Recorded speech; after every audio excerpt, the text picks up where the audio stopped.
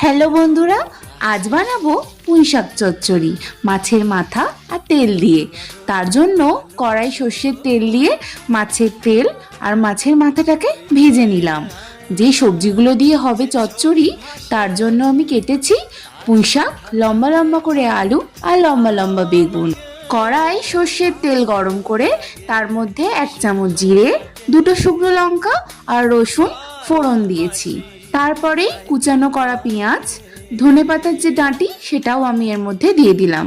আর দিলাম লম্বা করে কেটে রাখা আলু আর পুঁই শাক, সেটাকেও ভালোভাবে ভেজে নিয়ে ওর মধ্যে 1 চামচ নুন আর বেগুনগুলোকেও দিয়ে দিলাম। আর বলে রাখি, আমি কিন্তু বেগুন ভেজে বেগুনগুলোকে তুলে রেখেছিলাম। তারপর মাছের তেল আর কাঁটার মধ্যে আলু আর পুঁই শাক ভাজাটাকে মিশিয়ে দিলাম। তারপর ঘরোয়া যেসব মশলা সেগুলোকেই দিয়ে দিলাম, 2টো কাঁচা লঙ্কা আর কুচানো করা যে পুঁই শাক পাতা সেটাই এর সাথে ভালোভাবে মিশিয়ে নিলাম। তারপর 1 চামচ নুন দিয়ে ঢাকা চাপা দিয়ে 5 মিনিট ভালো করে কষে নিলাম। তারপর 1 চামচ চিনি দিয়ে ভাজা বেগুনগুলো দিয়ে আরও 5 মিনিট রান্না করে নিলেই পুঁই শাক ডাঁটা দিয়ে মাছের তেল চচ্চড়ি একদম রেডি। তোমরাও বাড়িতে বানিয়ে দেখো আর অবশ্যই আমাকে জানিও।